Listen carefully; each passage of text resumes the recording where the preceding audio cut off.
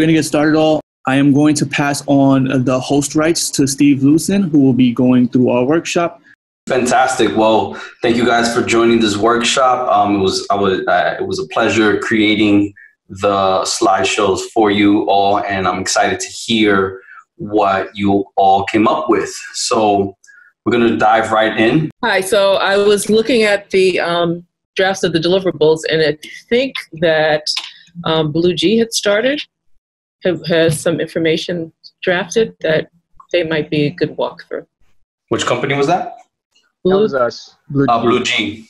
Blue G, are you down to be on the hot seat? Yeah, I think so. You know, I think it'd be more helpful for us than anything. So that's the point. Yeah, it's really kind of interweaving these words together. First of all, what I like to see, what are your brand attributes that you came up with in doing the exercise? Sure. So do you have those written out, or did you type them up? Did you put them They're on the drive. I can share that with everybody, or should I share my screen? Share your screen would be super. Right. Let me do that. All right. There we go. So, we see a Google Doc right now, right? It should be a Google Doc. Mm-hmm. We're looking at number 1, which is a product service. So we're kind of a hybrid of those two, product and a service. So we've got from A to I a list of different attributes that are different kind of short nutshell versions of our product or service. The first one, and I highlighted 3.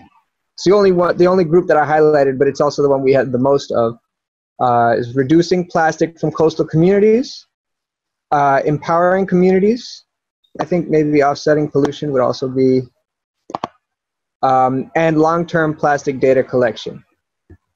Nice. So then out of these, what would be the number 1 thing that you say is your product or service? Was that the first one?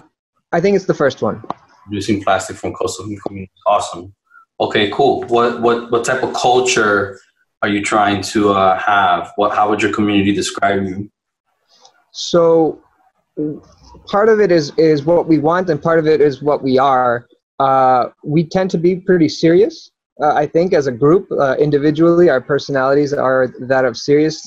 So we thought like practical and passionate combination, a couple of P's there, that would be an important one. And I think practicality and passion lead to trust, especially among the potential customers.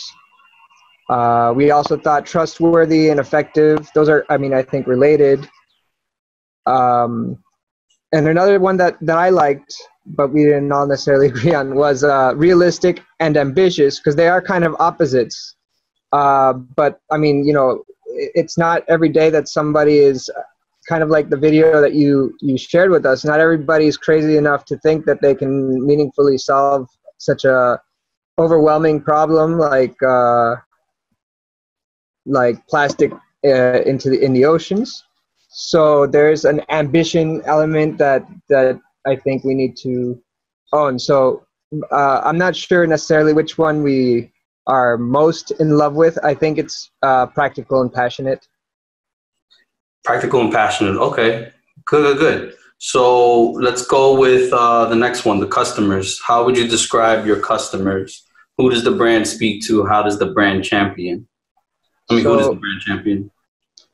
I would say that it's once again, it's going to be more than one. The communities are the people that we work with. They're not necessarily our customers, but they're the ones who need to trust us, the ones who we need to speak to, because we create networks of communities. So I'm not really sure if I would highlight the community, even if they are the most important people that we're speaking to.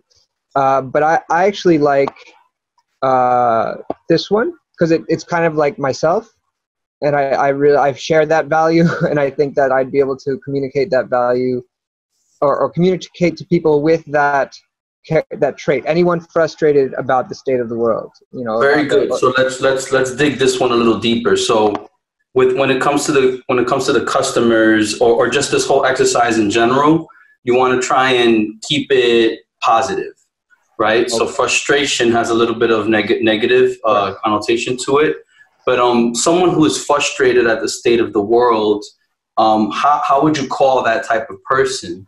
Maybe not necessarily frustrated, but they are maybe concerned about the world or care about the world, about the state of the world, right? So maybe they're looking for solutions, maybe? Someone who's looking for solutions, sure. Let's start writing all these things down because the idea here is to kind of throw things out and kind of draw a nice adjective or phrase to describe this one type of person. You know, care about the world, right? People looking for solutions, concern. Or actions. What about actions? People who wants to act to change the world. Sure, yeah, very good. So people who want to change the world, right? The people who want to change the world are, and it goes to like the type of culture that you guys are doing. Like they tend to be passionate, right? They tend to be ambitious. So I'm trying to figure out, like, you know, how can we call this person? You know, what type of customer can we call them? So maybe globally conscious. Okay. Ooh, I like globally right? conscious. Throw that in there. Yeah. So the idea here is playing with language and getting creative with language, right? Because see how we took anyone frustrated about the state of the world, so right away, I mean, it connects with globally conscious. That's somebody who is worldly conscious. You know, they care about it. They're aware about it. They're all about it, right? So would you, and then you said that's probably the number one for customers. Mm-hmm. You know, the idea with this exercise too is to also kind of see what are the other top 3 or 4, and that's just really to help you craft these statements and manifesto in the future.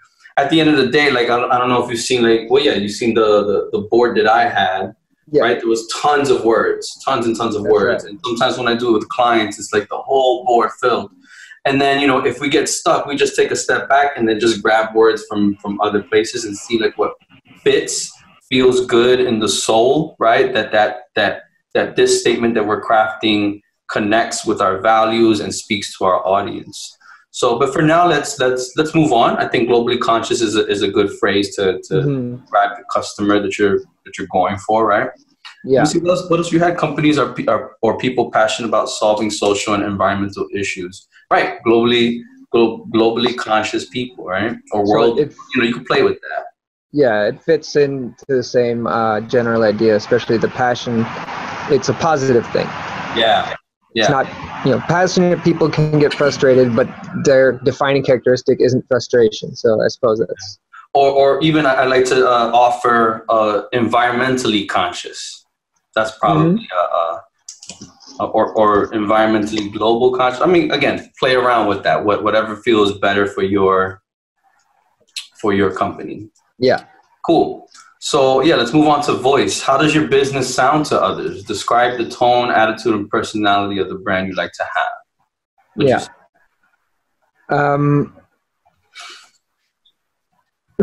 So once again, we tend to be serious.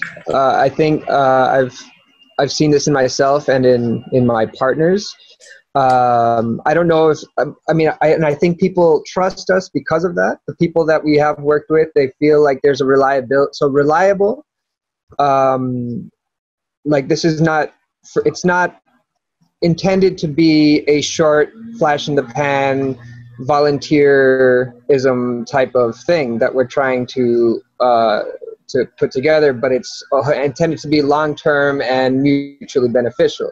So we think, like, I mean, maybe serious is not necessarily a very fun one, but reliable for sure is the tone that I think is necessary for something like this.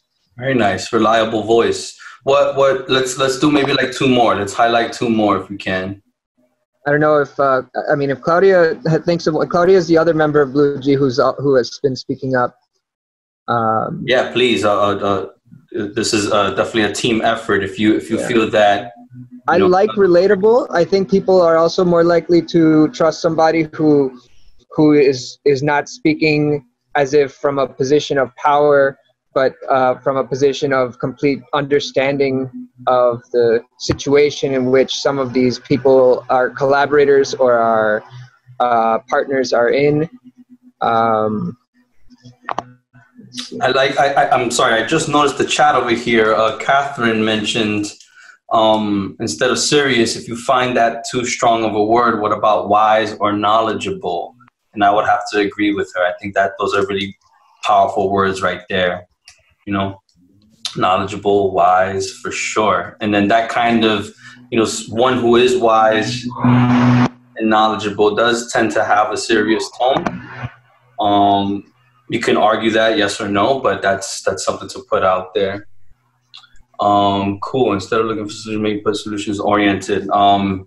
Triaz said instead of looking for solutions, maybe put solution oriented. I think that was more for the one above, people looking for solutions. Exactly. Right? Like how do you put that into a phrase for your DI? People looking for solutions. Solution oriented. Very good. Cool. I'm just gonna write that out. Yeah. Right under a 3DI. Oh yeah, you could throw it in there. Yep. 3DI. Okay, people looking for solutions, solution oriented. Yeah. Yeah. Very good. Thank you for that feedback. That is good. Let's move on. Are you guys good with that? Relatable, reliable, wise, knowledgeable for the voice, Claudia? I think. Yeah. I agree. Okay. I like also the color green or blue, but I don't know. Maybe that is another topic. Well, what type of voice is a green voice? It's natural. It's something connected with the environment, with happiness. I don't know. Ooh, maybe it's the feeling. No, very good. I like to kind of maybe dig into this one. You said connected, right? So a connected voice, connected to the environment. Is that what you said? Yeah. To the environment. So environmentally friendly. An environmentally friendly voice. Yes. Is that I'm kind of stretching that there, but trying to get creative here, right? Connected to the environment, environmentally friendly, green. You also said happiness. Can you elaborate on that? It's just because my idea is that people can see the sky blue, a blue sky.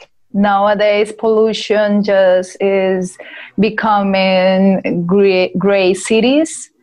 And when you see the sky, it's just gray and it's sad. So it's something like that. It's see colors again. Specifically the sky. Voice. So throw down happiness and throw down a colorful voice. Mm-hmm. I think that's interesting to play with for sure because it's very positive. Yeah. Right. It's positive. Yeah. Very positive. So positive attitude.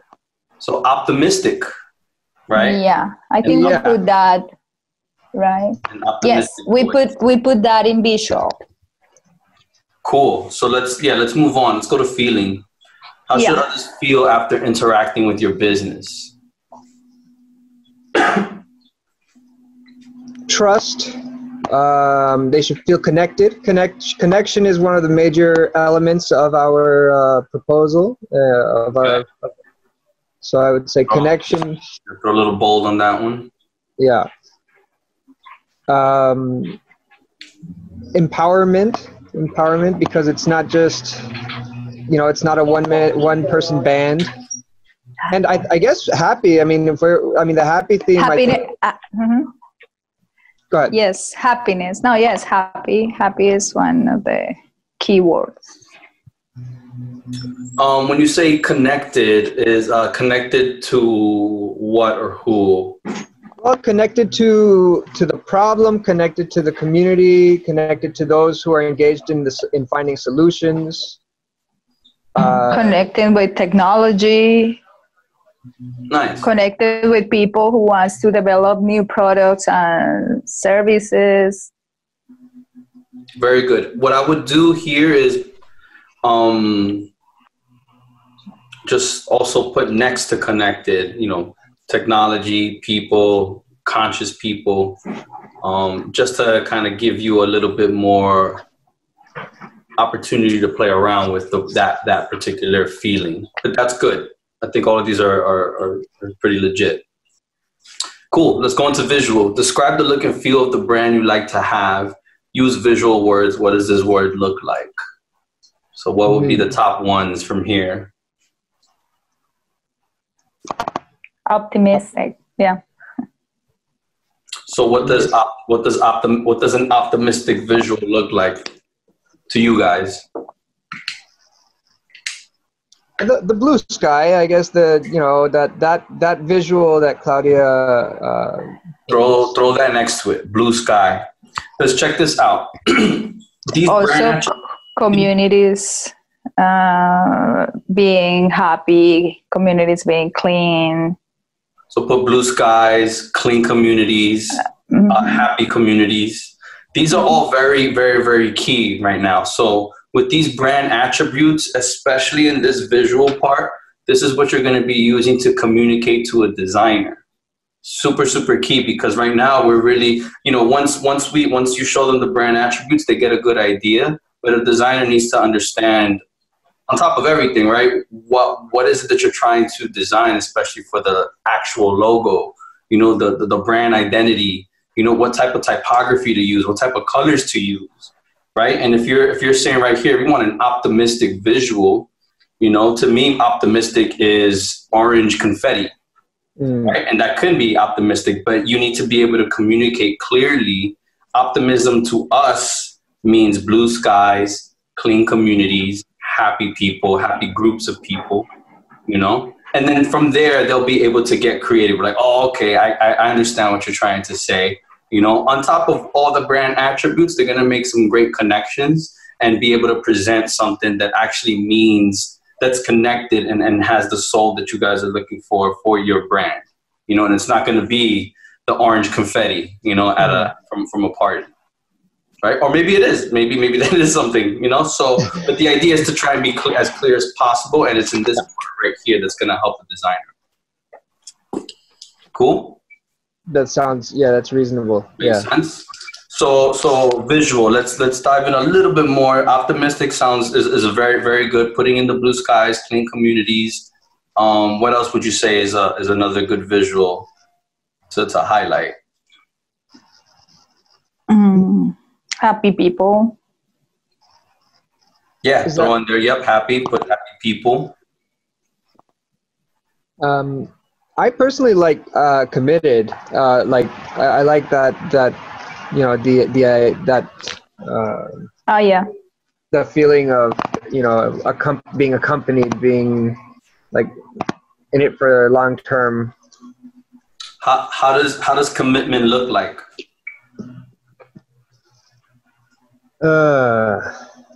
I think team. Okay, sure. Team working. Teamwork. Yeah, committed teamwork. Sure.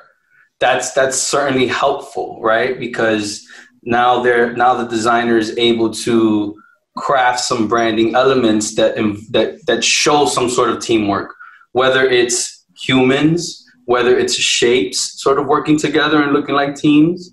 You know, it can be very many different things. So that's good. Over here from Catherine, I like unity. I think of hands in a circle. Awesome. What do you think about that? Blue G team. Yeah, go ahead. Jasmine suggested unity, so I was building off of that. Yeah, very good. Awesome. Yeah, unity, I think, is a theme that is going to be really strong, especially because without it, it's hard for Blue G. Blue G, what we're trying to propose requires unity, and also, I mean, unity is what we need. You know, it's a good thing. It's a positive thing. Awesome. I think these are some good tools and words that you have for your visual. Let's go into impact.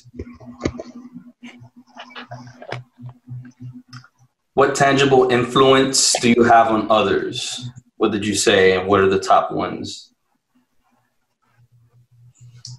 I mean, getting back to optimism, but maybe it's becoming repetitive. It's okay, though. I want to emphasize when things become repetitive, that means that that is something that you should be kind of honing in on. If optimism keeps coming up, then that's going to be somewhere in your statement, in your culture, in the way you run your business, you know, one of your values. So that's okay. That's good that it keeps coming up. Open doors. What type of doors, or like, yeah, what is it? Yeah, elaborate on this. I think is giving opportunities to everybody.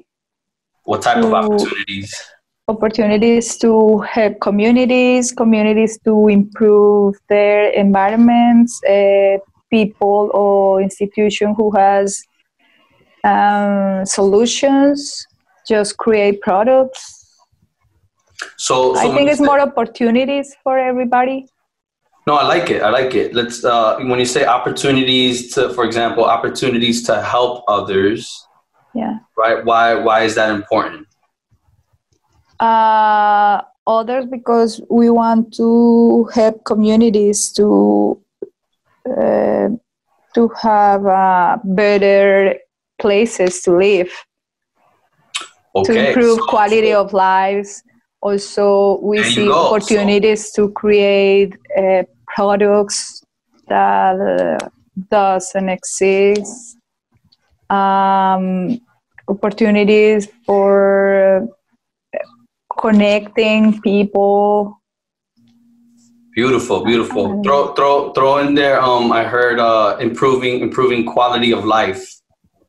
Quality of life, yeah. Right, but improving quality of life, I think that is certainly an impact that you guys are creating directly and indirectly. You know. Mm-hmm. So I think that's pretty powerful right there. In the chat from Jasmine, how about innovation or a way to drive creativity with your products? Yes, I think innovation is a key word too. We were talking about that yesterday, but we didn't put that word. Innovation of what? Or explain that. Innovation because we want to create new products. Because you want to create new products to do what? To improve the environment. So like maybe innovative ways to kind of look at and take on the challenge. Some of them through products or through models or just plain old through renewed or innovative opportunities that might come around. It's not necessarily going to be an invention in every case. Improve things that already exist. An improvement. Okay. I think you could probably leave it as just innovation and improvement. Maybe you can dive in a little bit later or trying to encompass all of that, right? Like how do you say, you know, innovation of environmental improvement, or maybe that is it, an innovation of improving the environment. You know what I'm saying? Cool. Let's move on. I do want to be conscious of time. It's 1:12 right now. Steven, I have until 1:30. Is that correct? Or Keisha? Yep. I think that's true. They're nodding. Cool. Yeah, we do. Cool. Let's do X factor. What makes you radically different than everybody else out there trying to improve the environment? So I think there's a few that we're looking for technical solutions as well as physical solutions to ensure long-term plastic data collection. So I don't know if most plastic data collection is ad hoc. It happens maybe a month at a time and then it stops. And in order for it to be useful to people who care about this stuff, they need plastic data, like time series data for 5 years continuously, and that doesn't happen. So I think that's one X factor. Another one that's been with us since the beginning is basing our solution on the creation of sustainable business among communities. Solutions based on sustainable business at the source of the problem. Solutions based on sustainable business. So you're saying that your solutions are unique from what others are doing. Yes. Okay. Yes. We're not relying on maybe the previously existing mechanisms for cleaning up. We're trying to create a community, a global plastic database, and we're trying to create a sustainable income for the people that are affected, that are most likely, negatively affected by this problem. Oh, that's interesting. So it's a combination of making the environment better, but also helping people have jobs, right? Or like having something sustainable. Mm-hmm. Okay. That combo is kind of unique. So I would try and emphasize that. How would we say that? I think you kind of got it there, right? Solutions based on sustainable business at the source of the problem. Yeah, maybe these two. So I guess what I'm reaching for is a simpler way of saying that.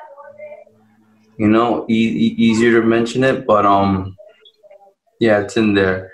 Let's see what we got in the chat. Nothing in the chat. Are the solutions also community specific? So do they change based on the community and the location? Yeah. That kind of goes with that, I guess. Like community specific solutions. And they're using materials in the community as well. So that kind of goes with that. Yeah, very good. I like that. And I do like the fact that you just jumped in on here. I know everybody is muted, but if you feel the need to jump in and kind of help out, that's definitely welcomed. In these sessions, especially when I'm sitting with them, it's usually with 1 to 7 people, and when there are multiple people in the room, just different ideas come out and we're able to draw a little bit more and refine what these brand attributes are.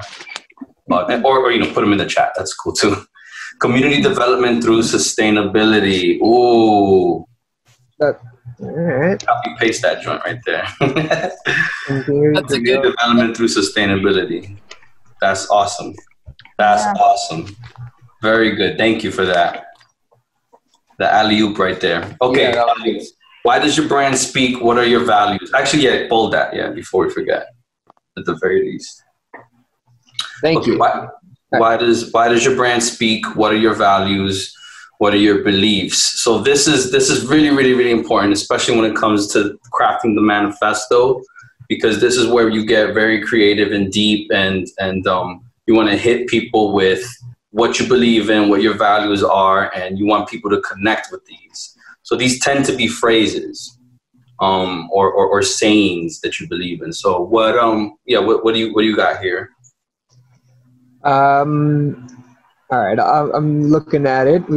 So we believe in community engagement. We believe in helping the community rid their coastline of plastics. So these aren't necessarily very, very poetic.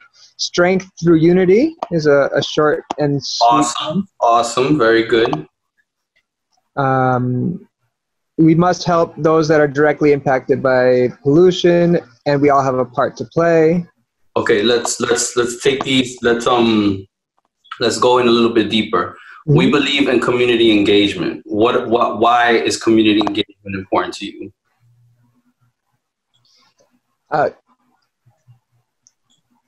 Well, we believe that it shouldn't be it shouldn't be an us and them, right? So, you know, if somebody thinks that they've got the solution, it shouldn't be go and teach the people who are living in Hawaii and having problems with plastic on their beach. It should be catered to the needs and the direct problems of the community. Like a social innovation needs to be catered to the society, to the community. So what it sounds like is, as I don't want to say it's cheesy, but it sounds a little cheesy, right? We believe in community engagement because it's our world, it's our society. You know, we live in it. You know, it's our home, right? Is that did I get that correct? Yeah. What you're trying to say? And also because we need to support them, people who are living the problem, to resolve that problem. Is our commitment, because they are suffering. There are some cities where the plastic just arrived and the plastic comes from another countries. They are not polluting. They just are affected by plastic pollution. Very good. So you're saying that, you know, if we take care of our own, you know, garbage, you know, we will not affect the people around us, right? Because we are indirectly affecting them. Mm-hmm. Okay. We believe in community engagement because it is our home. We believe in helping the community rid the coastline of plastic. Strength through unity. We must help compensate those that are directly impacted by plastic pollution. Okay, right here is what kind of you were talking about, right? People are being directly impacted. Mm-hmm. We must help compensate those. Why should we help and compensate those being affected by plastic? I mean, I have, there's a famous poem that I kind of like. I don't know if you've heard of the poet John Donne. Or John, I don't know if you've read For Whom the Bell Tolls. I have not, but well, I don't know. I'm not going to say it out loud because I don't know it by heart. But the point is, it's like no man is an island. Like what diminishes someone else diminishes me because I'm part of mankind. Like it's not just. I don't. I guess the quote is, if a clod be washed away from Europe, from the land. Europe is the less, and things like that. You know, it's not. That's the kind of a driving factor, I think. So I mean, I didn't quite understand that, but what I would say is to pull from that, right, and translate it into your own words so that other people can connect with it over here. Yeah. Cool. We help compensate, and we all have a part to play. Right. Okay. So it's like, again, just trying to emphasize, like, why is it that we have a part to play? I think it is about, you know, making, you know, society better, making the planet better. You know, we all have a part to play. It's all teamwork. Right. Let's see what Keisha says. These are good suggestions for Blue G to consider. Think about how this discussion applies to your startup. Raising awareness and working towards a cleaner future. Ooh, a cleaner future, right? Look at that. Wow, some gems over here being thrown over here. So good. A cleaner future. Why is a cleaner future important? Again, it's kind of going towards the same thing, but that's what we're trying to get at. Like, who cares about a cleaner future? And you have to say, we care because of blank. Yeah. Right, and what would you say that blank is? Ourselves in the future, our kids, people who are not even related, not born yet, who need to have access for generations to come. Yeah. Right, something along those lines. I'd say throw that in there. Humanity, right? It's for humanity. Very good. Awesome.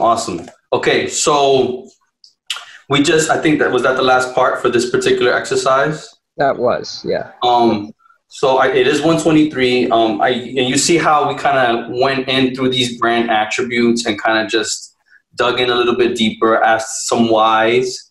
Right? Why do certain things mean why do they mean so much to us? So that's what I would like, the rest of the class to do, is to go through back to your brand attributes and keep digging in a little bit deeper if you can, right? And the whole point is to be able to craft some powerful words, some powerful language, so that when you communicate this in marketing, in your manifesto, on your website, people are going to be like, oh my God, yes, they get me. Take my money, take my money, take my money. Yeah. I think that's really what you're trying to, we're trying to connect with these people and build your tribe, build your community of people who share your values and beliefs.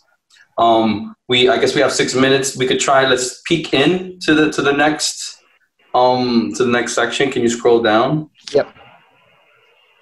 So you started to craft some things in here, right?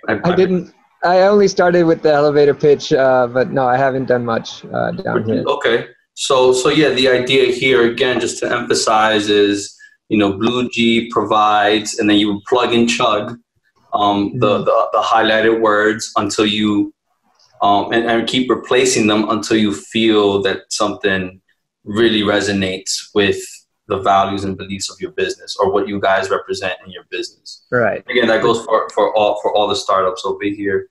It's really getting creative, and that's why I tend to do this on a whiteboard in a room. You can erase, you can scratch. You could do it on a notebook, piece of paper. Whole point is to really take some time to do some brainstorming and get creative with language, with words, with feelings. Does that make sense? It makes sense to me. I think you want it to make sense. You want it to get a response from somebody. And easy to understand, right? That's also something that I want to emphasize. If you're trying to really build a community of people, you have to remember that not everybody has the same education as you, right? And the easier you make it to communicate and to understand what it is that you're trying to do, the more people you're going to get on board and be part of your brand, So that's why it's important to really think about this and then push that forward through the next big step, which is actually branding with your logo. Mm-hmm. Cool. I do want to stop it here. Maybe I should have stopped it earlier, but I want to open it up for some questions, comments, or concerns for the next couple of minutes, if that's okay. So anybody who, Blue Jeep, thank you so much for just getting in the hot seat with us. I think you guys did a great job. I wish you the best of luck with this all. I don't know if there's more opportunity for office hours later today. I know there's 3 that got booked, so arrange that with Steven if you guys want to have another session with me, or to try and dig in deep into some part of these exercises. But I'd like to just open it up for any questions or comments or concerns. Yeah, I have a question. Could I just butt in like this? Yeah, go for it. All right, yeah, so for us specifically, for our platform, we have 3 different users. We're a marketplace, like I mentioned before. We have buyers, verifiers, and sellers, and they all kind of want different things. So when it comes to branding, I guess, how do you kind of brand it to 3 different types of parties? Yeah, no, that's a really interesting and challenging question. I'm going to mute everybody except you. Okay. Yeah, because we're getting some disturbance. Whoops, I think I lost you. You're Denny, right? Yeah. Okay, cool. So, that's a really valid question. So, when crafting these brand attributes, especially under the customer's part, what I like to do is split those up, right? So, customers, or sometimes we could replace the word customers with audience, right? And then we will make a list for the sellers, make a list for the buyers, make a list for the other audience type, right? So then you'll get different types of words from there. And then when you're crafting your statements, especially in the manifesto, what I like to do is to try and make it a little bit more overarching. So it's like, how can you talk to all three without going too direct at one at a time? And it's challenging. That's not easy. That's hard. Like, I'm actually going through that right now with a nonprofit, right? And they have like two different, completely different audiences. One who have a lot of money and want to donate, and then the communities they're serving, the poor. So it's like, how do you, so the idea here is what do both of those communities value, and how do you say that in an overarching theme or an overarching adjective? So it's kind of getting deeper. It's kind of like trying to see where the overlap is in both or all three audiences. Right. Thank you. That's kind of difficult to achieve. Yeah, and then that's why we all want very different things, but at the same time, sometimes a customer could be all three parties. Like, they could kind of overlap into a buyer and a seller and a verifier. Yeah. Yeah. And a verifier. Interesting. Mm-hmm. Well, they all, without even going too deep, they all value art, I would say, sneaker culture, the business perhaps. But yeah, we would have to dive in a little deeper and see what's up. So right now it's 1:30. I guess I'll give it back to Steven. I'd like to thank you all who just joined, listened. I hope you guys all learned something. I do want to make myself available for you all in the future. I'm very easy to contact, SteveLucin.com. My information, my chat, my scheduling is in there, even if it's in the future, not even this week, next week, next month, next year. I quit my job so that I can help, brands sort of succeed. So thank you all. Right now I'm going to pass it back to Steven. Is that right? Make you a host? Yeah. Yep. Okay, cool. Yep, that's perfect. And you are now the host, sir. Awesome. Yes, thank you again to Steve for going through that workshop, that case study with Blue G.